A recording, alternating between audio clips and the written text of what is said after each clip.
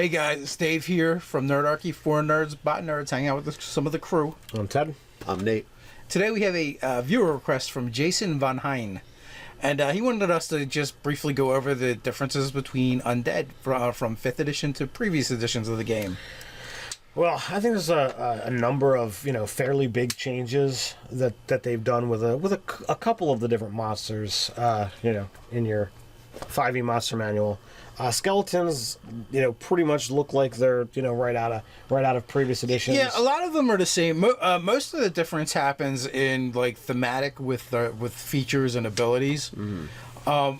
And then the one of the big changes is they don't seem to have like any special resistance to mind affecting things like they have in previous editions. They used to be mindless things, and therefore they were immune to mind affecting. Right. I mean, a lot of creatures in 5th edition have the sidebar, don't need to eat, breathe, or sleep. Mm-hmm. I think a lot of the undead have that as well. Right. Now, yeah, and that is a pet peeve of mine, is like the mind affecting things. Like a zombie doesn't have a mind, you shouldn't be able to put it to sleep or charm it.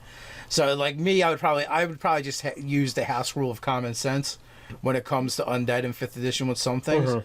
But then there's a lot of other changes that they made that are really cool and really flavorful, and some of them are very specific to the particular monster. My favorite, is zombies. Their undead fortitude, allows that zombie to just keep getting hit and hit and hit and not go down. It really drives that. Not so much the unkillable, but the hard to kill factor.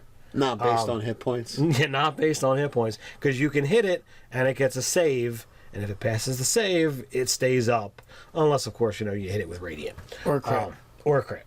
And I think that was really awesome. I've used them, you've used them, and it's been like, holy crap, what does it take to bring this sucker down? And it's nice because it's not just, here, have a boatload of hit points, and that's why you're hard to kill. It's like, no, there's this really, like, you really should be dead and on the ground in pieces. But there's this interesting mechanic that keeps you going. It gives it really does give you the horror movie feel. Yeah. Mm-hmm. So, my favorite difference from 5e to previous editions is life drain and the way it works. So, in previous editions, you lost levels or gained, temporary negative levels, or you got stat drained, but not in 5th edition. In 5th edition, it does necrotic damage to your health that cannot be healed.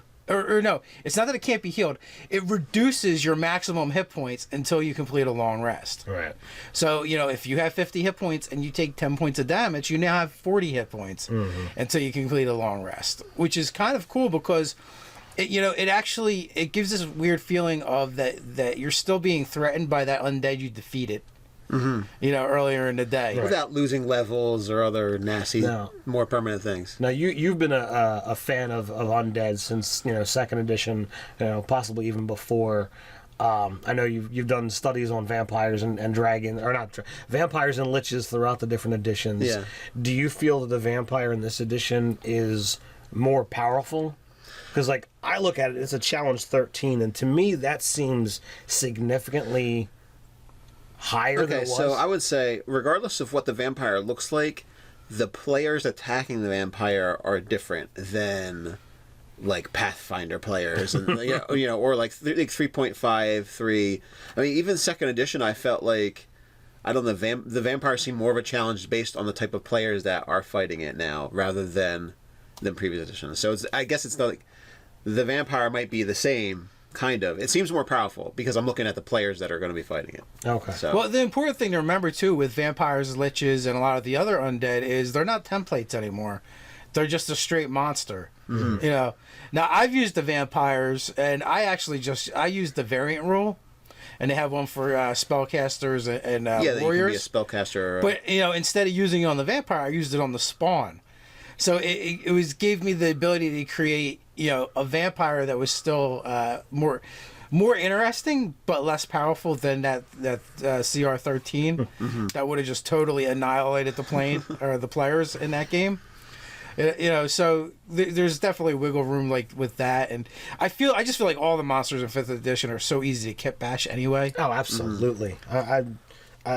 We've said it many times. I really think they did their homework on this one. They really put a great game out. And as far as your question for liches, I feel like one of the main things that's an issue with the Lich is well, they kind of do it better. They do a better service to the vampire as being an immortal being that can gain power and has like lair and all that kind of stuff. I feel like the Lich is lacking something when it comes to its ability to, either plan ahead. I feel like this Lich in this book is like, well, you come upon a Lich, and he doesn't know that you were going to show up or anything like that. You surprised him. Wait, what are you doing here? Kind of thing. It's just that's what it's lacking. Like, we did a Beholder Lich fight, and it's just like, yeah, the Lich loses the first time. And then he comes back and he totally destroys the Beholder. But, that kind of... Well, the Lich still has a phylactery, right? You still have to break the phylactery to beat it. Yeah. There's still that part, that's difficult.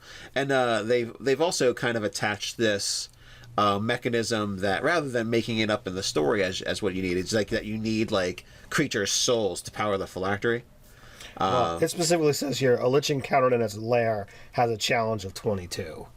So, well, yeah. Well, yeah, because they have lair actions and legendary actions, right? Yeah. So, I think if you're ever using a Lich as a random encounter, something is going horribly wrong. Yeah, it's just using dragons a random encounter. Yeah, but Nate's saying that he feels like that's what they feel like to him. Yeah. But no, and that's the other good point. This is it's a 5th edition thing for monsters in general, but in previous editions, the undead did not have lair actions. They couldn't be legendary creatures. So vampires, liches, certain mummy lords had that going for So them. I haven't used a creature with lair action. So perhaps after I use a creature with lair actions, I can kind of see how it will all work out, and then apply it to the Lich and say, "Oh yeah, okay." When we did Beholders and Liches too, when we did that fight, we did it with 3rd edition. Right.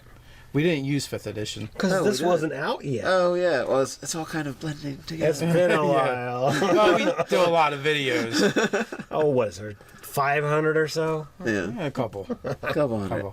Oh yeah, so looking at, again, I'll have to see layer actions in action before I guess I make my decision. So let's just bullet point this and wrap this one up real quick. You have legendary actions, layer actions for your uber powerful undead. Mm-hmm. Life drain is completely different and in some ways less suckitude for your players, but at the same time more lethal. Yeah, because it's lingering effects, that aren't just for this encounter. And would it matter for your insta kills too? Like if you get life drained down to 20 hit points. Your maximum hit points are your maximum hit points are your maximum hit points. That's scary. That adds another layer there. If you get totally raped in an encounter by undead and you have to make it through the day with 10 hit points, and you're at a higher level, you're that like, a random with encounter, axes. you could get one shot it. So there's that. There's the mind affecting things that shouldn't affect undead that do. Personally, I would just house rule that away because it's silly. Mm-hmm. The necromantic not healing. Oh yeah, negative energy doesn't work the way it used to. Most undead are either immune or resistant to it, so some of them can actually be affected by necrotic energy. Yep. Where in previous editions they were healed by it. Some of them have vulnerability to radiant energy, but they don't all. So and you can't actually attack them with a cure spell. Yeah, you can't correct them with a heal. The way you could in previous editions. Right. Yeah. Heal wounds. Why did that break the undead? Yeah. And then turning is a lot different in this edition. Right. Yeah. You don't get to use it as much, and it's a lot harder to actually destroy undead. Right. Yeah, rather than like holy symbol of it used to be kind of cool when you're an uber high level cleric and you just be like dust. I walk into the lair. By Odin's balls, you all will be dusted. You walk in the room, you present your holy symbol, and it's just a ray of destruction across the room, like a red laser beam. Yeah, pretty much. Yeah, so not anymore. Red. More like second. Golden, even second, I think, energy. had a little bit more dusting power. Than... Yeah, you had dusting power in 2nd edition. You had to make a roll, but depending on the undead.